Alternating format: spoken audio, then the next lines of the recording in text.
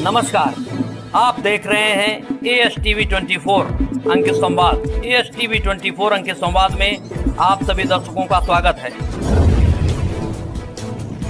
में आप आए हैं किस तरह से, क्योंकि आप सावेर जा रहे हैं जो कि मालवा निमाड़ में आता है, किस तरह से देख रहे हैं सावेर को और पूरे मालवा निमाड़ को? बिहार, उत्तर प्रदेश, महाराष्ट्र और गुजरात के 230 विधायक मध्य प्रदेश के विभिन्न क्षेत्रों में विस्तार की भूमिका में जाएंगे और भारतीय जनता पार्टी के शीर्ष नेतृत्व और प्रदेश के नेतृत्व ने जो टास्क दिया है, जनता से मिलने का, लाभार्थियों से मिलने का, संगठन के पदाधिकारियों से मिलने का, जन हितैषी योजनाओं को जमीन तक पहुंची या नहीं और उस जन हितैषी योजना से लोगों के मानस पे क्या असर है, उसको टटोलने का काम हम लोग करेंगे।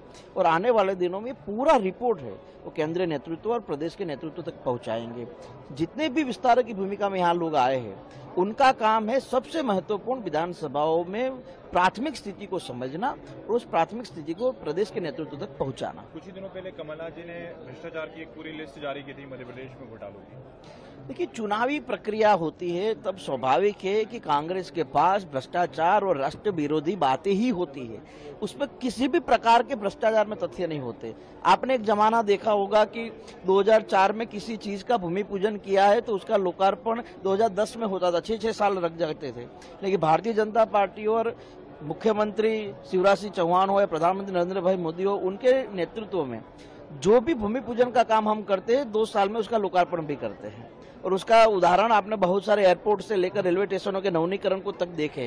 प्रशिक्षण शिविर में आप आए हैं किस तरह से, क्योंकि आप सावेर जा रहे हैं जो कि मालवा निमाड़ में आता है, किस तरह से देख रहे हैं सावेर को और पूरे मालवा निमाड़ को? बिहार, उत्तर प्रदेश, महाराष्ट्र और गुजरात के 230 विधायक मध्य प्रदेश के विभिन्न क्षेत्रों में विस्तार की भूमिका में जाएंगे और भारतीय जनता पार्टी के शीर्ष नेतृत्व और प्रदेश के नेतृत्व ने जो टास्क दिया है, जनता से मिलने का, लाभार्थियों से मिलने का, संगठन के पदाधिकारियों से मिलने का, जन हितैषी योजनाओं को जमीन तक पहुंची या नहीं और उस जन हितैषी योजना से लोगों के मानस पे क्या असर है, उसको टटोलने का काम हम लोग करेंगे। और आने वाले दिनों में पूरा रिपोर्ट है वो केंद्रीय नेतृत्व और प्रदेश के नेतृत्व तक पहुंचाएंगे।